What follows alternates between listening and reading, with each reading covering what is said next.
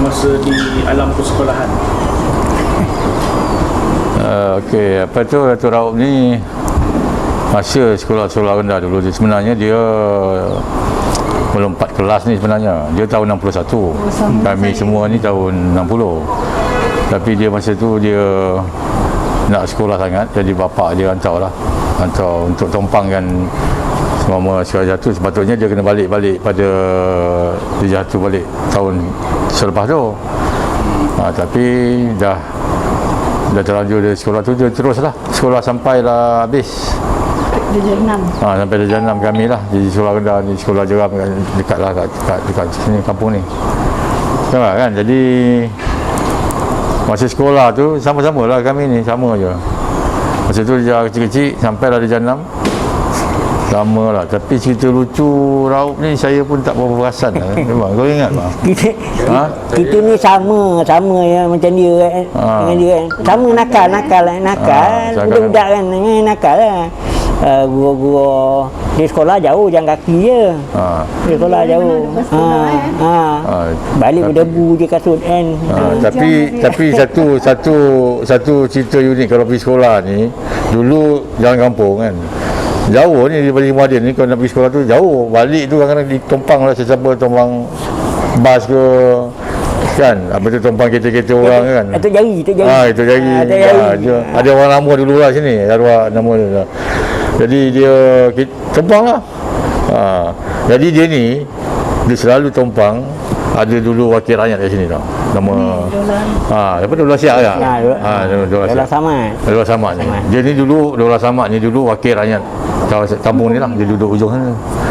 Jadi ekoran daripada situ lah dia cerita macam-macam lah. Kalau naik kereta dia ni macam-macam lah. Dia suruh nyanyi Negaraku lah, macam-macam lah dia suruh orang wakil rakyat. Jadi Raub ni selalu lah naik kat situ kan. Sampailah habis sekolah rendah ni. Sekolah rendah tu pun masa tu pun tak berapa cantik lah sekolah rendah tu lama lah, bangunan lama, bangunan atap lagi apa semua. Tanah pun tanah tu merah lagi. Ada lantai pun tak ada simen, berdebu lagi. Ya, mungkin bila dia rapat dengan YB tu, mungkin dia dapat semangat lah.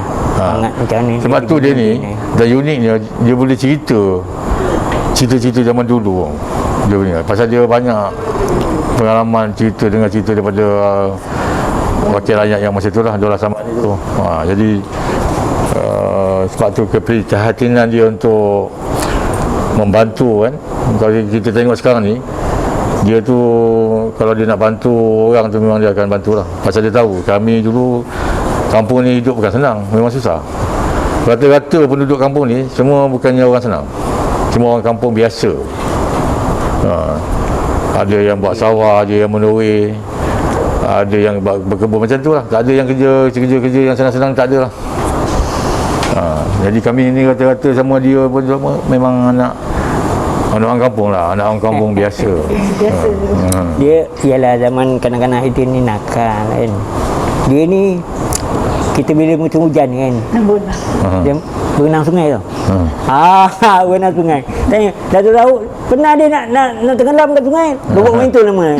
Tanya, bawa mentul. Nak tenggelam. Saya tanya dia ingat lagi sampai sekarang, dia ingat lagi. Hari tu saya jumpa dia kat sungai, dia jogging kan. Dia kata, mana buat mentul ni? Dia tu dah tak ada gitu kan. Dah luruh sungai. Aku ingat lagi. Aku tak ingat aku nak tenggelam situ ni. Dia ingat. Datuk Raub ni dia punya fikiran dia ingat lagi. Ingatan dia tinggi. Lagi satu sifat dia ni, saya nampak dia ni dia prihatin pada kawan-kawannya. Dia ingat kawan-kawan. Kalau nama kampung kawan ni kan, dia boleh ingat Semua dia ingat. Semua nama kawan dia ingat. Saya tengah kerja pun dekat tengah jalan, tepi jalan pun dia boleh jerit. Dia dah motor berhenti jerit saya. Dia memang jaga persahabatan. Semualah daripada yang peringkat sama kami, yang bawah dia, yang atas dia pun semua dia. Itu yang dia unik of Datuk Raub ni lah, dia ingat. Dia takkan lupa kawan-kawan lah. Siapa sangka bila dia dah berjaya, dia kita ingat dia balik kampung dia dah berjaya, dia lupa kita kawan-kawan kan. Tak ada. Dia kumpul dengan kawan. Dipanggil kawan-kawan lama kumpul di sini. Jadi saya respect lah dia punya sifat tu kan. Kau je apa? Ada cerita yang lupa. Sipang kau kan ada cerita. Ada cerita lah. Sebab lepas kahwin terus balik KL, dah kencing mau balik sini jumpa dia. Tapi selalu jugalah kalau pergi mana-mana dia tak kenal, dia tak lupa kawan. Masa dia duduk kampung tak lama berbanding dengan dia duduk kat luar. Tapi bila dia balik tu, dia masih ingatkan kawan lagi. Jumpa pun dia setiap. Itulah satu dia punya kelebihan ya. Dia the only orang yang mesra dengan orang lain lah. Kawan-kawan lain tak ada. Dia ni siapa saja yang dia jumpa dengan kawan-kawan sekolah, memang dia akan tegur. And then dia buat macam biasa lah, cakap biasa apa semua. Walaupun katakan sekarang ni lah, kalau kita tengok dia punya level tu agak tinggi lah kan, kalau bandingkan kami-kami ni. Tapi dia tak ada menunjukkan dia punya apa tu, dia punya standard tu atau level tu. Tak ada ikut protokol sangat lah. Sebab saya biasa kalau dia jumpa saya depan orang-orang kenamaan ke kan, dia mesti kenalkan, ini kawan saya masa sekolah kenal ni. Dia orang pun tengok, iya ke? Kalau dia tengok saya main takraw ke apa, boleh main lagi takraw dah tua-tua kan? Dia kenal kawan dia, ini kawan saya masa sekolah ni, bagus lagi ni. Tapi ada orang yang mengatakan dia ni macam sombong, macam susah nak mesra dengan orang. Itu saya kita nafikan lah. Itu sangkaan dia. Bila kita dah campur. Katanya ni ada tapannya. Saya Datuk, dia tak ada macam tu. Dia kawan dia daripada kecil main bola.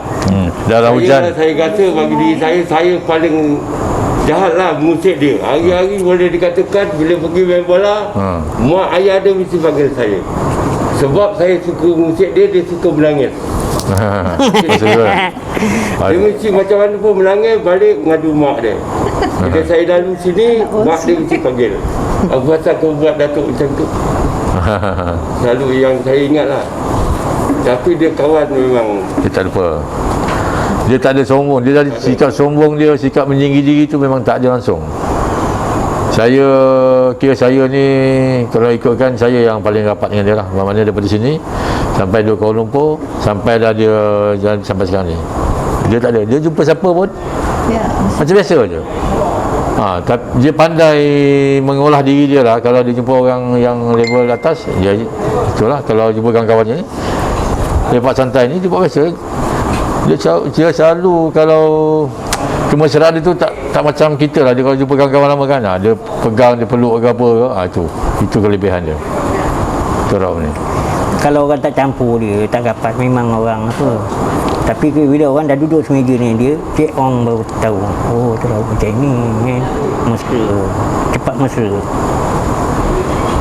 Yalah, sejak kalau ikutkan dari segi sikap dia tu, dia tak lupa dia ni orang susah dulu. Asal-usul lah. Asal-usul dia.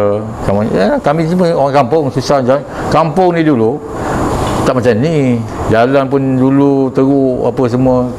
Sepanjang jalan tu semua pokok-pokok tu. Pokok-pokok bawah apa. Jalan kaki balik pergi kerja sekolah, pergi sekolah jalan kaki jauh tu sampai sana tu. Dia tak ada lupa diri lah. Dia tengok sekarang ni, dia tak ada lupa diri walaupun dia dah sampai satu tahap yang tinggi lah. Kalau kami lah tinggi lah. And then dengan pencapaian dia, itu saya rasa memang di luar dugaan kami lah. Di luar dugaan kami lah. Pasal walaupun sekolah dia tidaklah kata pencapaian akademik apa semua tak ada, tapi dia punya pemikiran tu saya rasa tak boleh jalan. Saya duduk nanti saya tahulah idea dia sampailah dia mengolahkan siapa-siapa tu memang saya rasa yang terbaik lah Jebat. Okey, sebagai kawan-kawan yang berdekatan rapat lah dengan Datuk Rauf kan.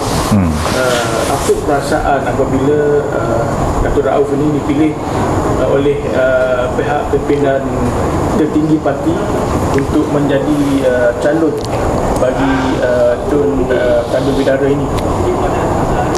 So apa perasaan ataupun pandangan? Sebab dia ialah orang biasa-biasa, sebagaimana yang tuan-tuan berkatakan tadi, seorang anak kampung yang tidak ada pelajaran tinggi, tapi hari ini beliau telah dipilih untuk mewakili parti, untuk menjadi calon bagi mewakili semua rakyat dalam DUN Tanjung Bidara. Saya rasa bangga sebagai kawan dan sebagai orang kampung saya. Betul lah tu. Dapat Saya tumpang bersyukur lah kepada Allah SWT kerana memilih ni Datuk Seri Daud ni sebagai calon. Walaupun usaha dia pertama daripada manusia, tapi Allah yang tentukan ni. Allah izinkan dia jadi calon. Dan saya berdoa. Jadi kawan-kawan saya juga berdoa agar Datuk Seri berjaya dengan cemerlang kali ini, InsyaAllah. Oh, ada gambar ni. Nanti kau bagi ni.